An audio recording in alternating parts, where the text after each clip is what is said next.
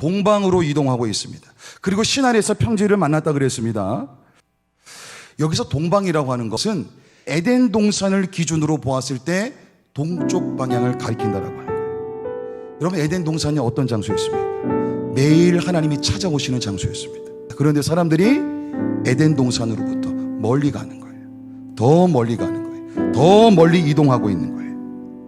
단순히 지리적인 방향만을 이야기하고 있는 것이 아닙니다. 그들이 영적으로도 하나님으로부터 더 멀리 떨어지고 싶었다라고 하는 것입니다. 하나님으로부터 점점 멀어져 간 사람들이 그렇게 시날 평지에 이르러서 이동을 멈추게 됩니다.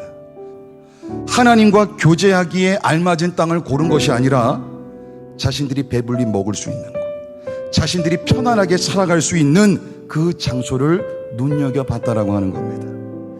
이미 하나님으로부터 멀어져 간 사람들은 자신들이 살아갈 정착지를 결정하는 이 중요한 순간에 하나님을 전혀 고려하지 않았다라고 하는 겁니다.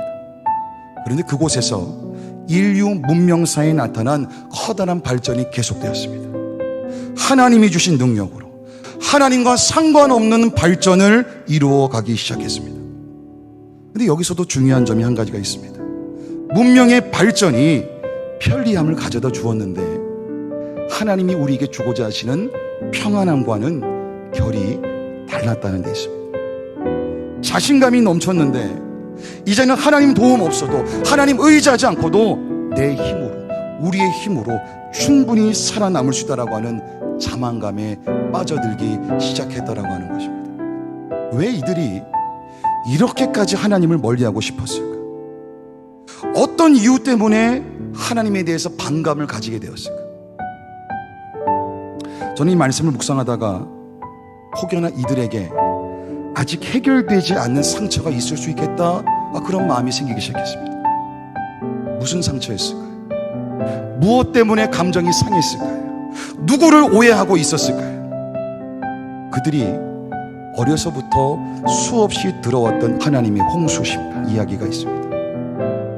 사람들이 아무리 잘못했다고 한들 어떻게 하나님께서 모든 생명을 다 앗아갈 수 있는가? 그 하나님은 우리를 또 심판하시는지 몰라.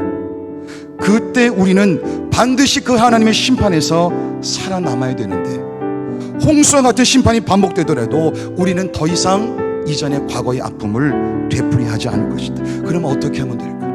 맞다.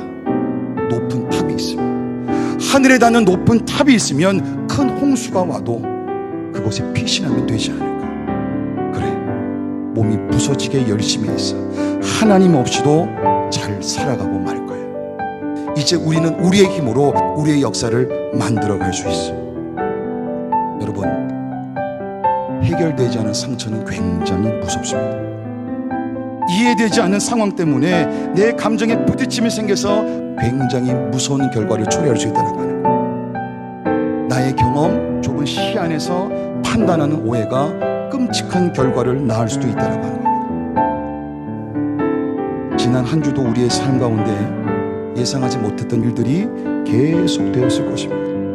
내 상처를 건드는 사람들, 이해되지 않는 상황으로 내 감정을 계속해서 화나게 만드는 사람들, 모든 것을 그냥 다 놔버리고 싶은 그런 마음들, 누군가 오해하는 이야기들, 그래서 억울한 마음들, 그런 마음들이 우리 가운데 경험할 수도 있었어요. 여러분, 그런데 지난 한 주만 그랬겠습니까? 우리 신앙의 선배들도 동일하게 그 모든 어려움들을 마주하셨을 것입니다. 우리 믿음의 부모님들도 때로는 하나님을 멀리하고 사역의 손을 놔버리고 관계도 끊어버리고 이제는 내 이름을 위해서 살아가야지, 그런 시간들도 있으셨을 거예요. 그러나 모든 순간마다 좋으신 하나님께서, 신실하신 하나님께서 더 이상 바벨탑을 쌓아가지 못하도록 막아주신 은혜를 허락하셨다라고 하는 겁니다. 육신의 한계, 믿음의 한계, 감정의 한계를 뛰어넘을 수 있도록 힘을 주시면서 다시금 주님 앞으로 돌아올 수 있도록 하나님께서 함께 하셨다라고 하는 겁니다. 우리 대식교회가 누구의 이름을 위해서 열심을 내며 살아가야 되겠습니까?